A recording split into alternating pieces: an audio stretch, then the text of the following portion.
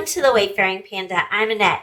Today I'm excited because it will be my first time that I'm participating in Simple Stories Saturdays, which is a group put on by Joanne Bartel, and she kindly let me join the group because I really do like simple stories. And this is the collection I'm going to be using today. I just got this recently, actually as a prize for participating in the Disney Scrappers in May, I believe it was, for a challenge.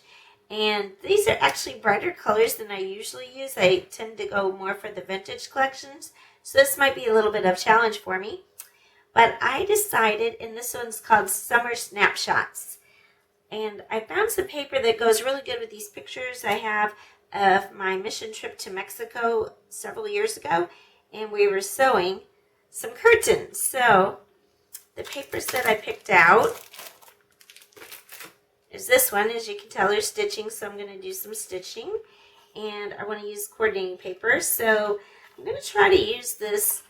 I thought that might be a little bit too bold, the two bold ones, but then I think my photos are going to fill up quite a bit, so I don't think that this will overpower the stripes. And then what I like about Simple Stories always include journaling cards and tags. And with the tags, they're on both sides, so you can use either one. And like they coordinate, so like on the side where it's lemon slices, then there's a lemon bottle. So I thought for my journaling, I'll use one of these, probably from the side, so I can do some journaling.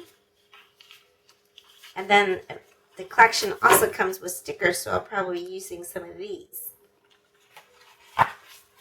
And I found some cardstock in my stash, and I'm going to use this to map my photos and to make a border strip. The only thing is I'm using a Creative Memories page, but it's their old one, so it's 11.5 by 12 instead of 12 by 12. But this paper for some reason is 8.5 by 11.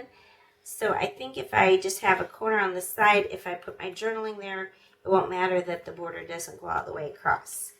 And then I also got these with the prize package. So, of course, this matches really well. And then I'll probably use some washi tape. And these actually come from the Simple Stories Say Cheese collection. I think this one's from the Fantasy one. And I'm not sure. This may be from the Frontier or the Tomorrowland one, or whatever goes with Tomorrow, Future, whatever it is. I'm not sure. Anyway, so these have the same colors as this collection, so what they will match. So that's what I like about getting papers from the same company. A lot of times your papers will coordinate with each other. So I'll cut my papers and then we'll come back. I'm back, and so I've got my paper cut out and cut out the border, and you can see it doesn't quite fit, but if we put this here, then it will.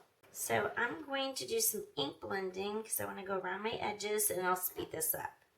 So the ink I'm using is Tim Holtz Distress Ink, and it's called Saltwater Taffy, and I'm kind of excited because I like this color, and I especially like it with the turquoise colors, but I haven't done any scrapbook pages that really go with this color since I've purchased it, so now I'm finally getting a chance to use it. So I'm going to go around all the edges of the paper, and then I'm also going to go around the edges of the journaling tag, and then on the border strip that I did, I'm just going to pounce on that just to give it some texture. I use the Tim Holtz blending tool, which I really like, and plus it's more affordable than a lot of the brushes are. And I originally started using the original flat, round pieces of material that came with them, but then I switched over when Scrapbook.com started carrying the domed ones, and those do blend a lot easier. So you can either get those at Scrapbook.com, and then after they came out with them, then Tim Holtz came out with ones that are also domed. So you can also get Tim Holtz at a lot of different stores if you prefer that. I'm sure they work the same. I'm going to put an eyelet in my tag. I do have a Crocodile, but I wasn't sure if it punched holes since I haven't used it for a long time, so I'm just using my regular paper punch to do that.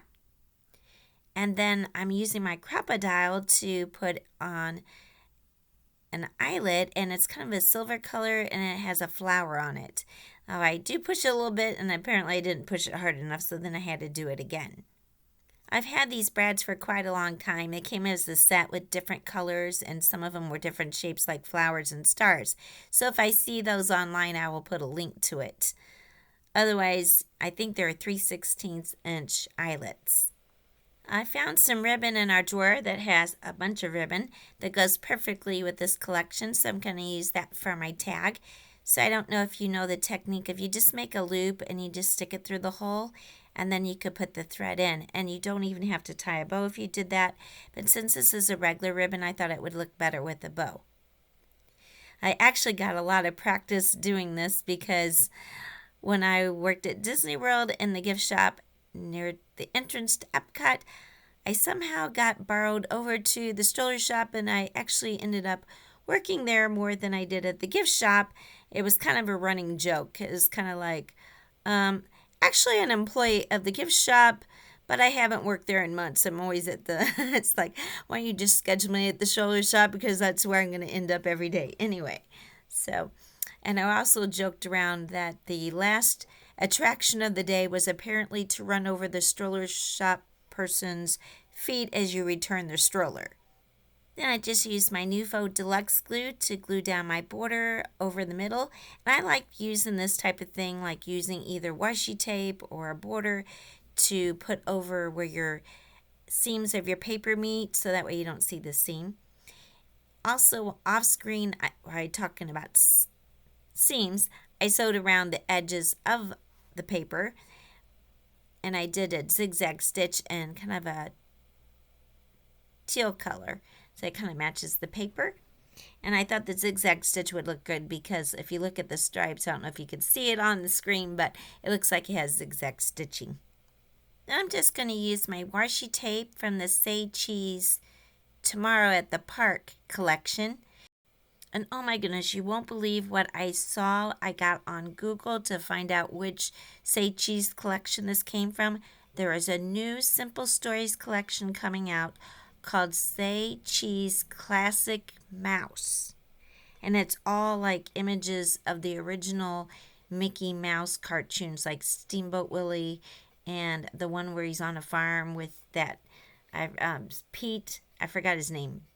Big Pete, Bad Pete, I don't know. Anyway, it's all from that. So now I'm going to definitely have to get a higher paying job because now I'm going to have to go get that collection when I go back to work at school. I just used my glue again to attach to my journaling card over the spot that doesn't have the border. I just had to share that information about Simple Stories because I got excited about it.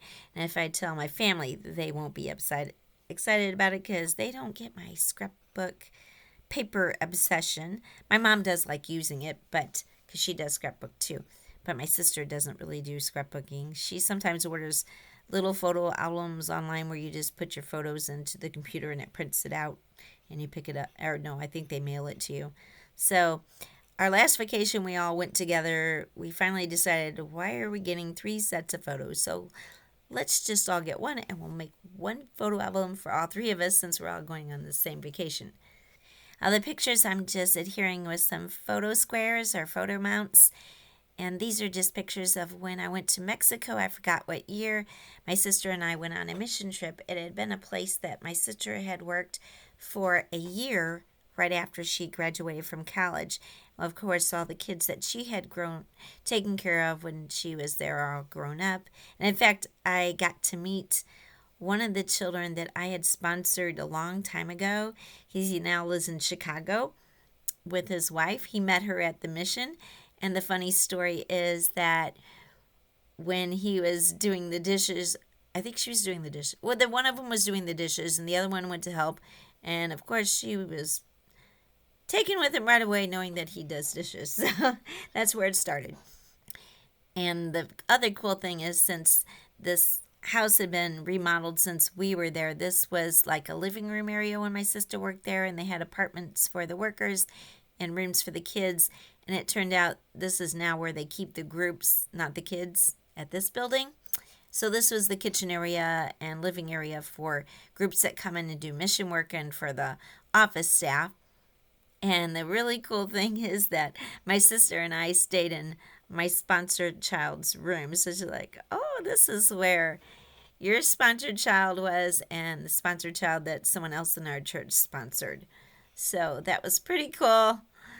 So for the mission trip, the mission actually had several different houses throughout the Mexico City area. And if I'm from St. Louis. I don't even think Los Angeles would compare to Mexico City. It just goes on and on and on. So there's some space in between Mexico City and where this really was, where we were at. I think it was called Texcoco. But I mean, it's just so sprawled out. It's just unimaginable. And the pollution there is terrible. The sky was gray almost every day just because of the pollution. Any case, we were making curtains for one of the children's dorms that had been refurbished, and the sewing machine kept breaking. And finally, the last day and a half, I don't know if they went and bought a new machine or someone fixed it, I can't remember. Finally got a sewing machine working, so my last day and a half, whenever we weren't off doing something else, my sister and I were sewing and ironing, and we sewed and ironed into the last minute that we could go until we had to get in the car to go to the airport. Now, as a final embellishment, I'm just adding some stickers from the collection and also the enamel dots. I forgot what those were called. I really like these because they're kind of translucent, where usually they're more of a opaque. So the ones from this set I really like. The only thing I kind of struggled with here, I was just decided to put about 3 of the enamel dots, to have your visual triangle around the different sticker clusters that I did. The only thing I wasn't quite sure about is the cluster that I made with the snapshot camera. I never was quite satisfied with how it is, and you'll see me move it several times. So I do like this step of adding the embellishments, but just didn't quite look how I wanted. And I think that's probably because I'm kind of someone who likes balance. So probably if the tag was more in the middle and I'd done a cluster on each side, that's probably what was throwing me off. I'll put a list of all the products that I'm using in the description below. Some of these will be affiliate links. They don't cost you anything extra to use, but I do get a small commission from any sales that those links generate, and that helps support my channel. Also, as I mentioned, this is part of a YouTube hop, a Simple Stories Saturdays. So all the people who normally participate in the hop will be in the description below. Most everyone participates every month, so you just go to their channel and then you'll find their link to their video. And that way you'll get some more inspiration for using different Simple Story collections.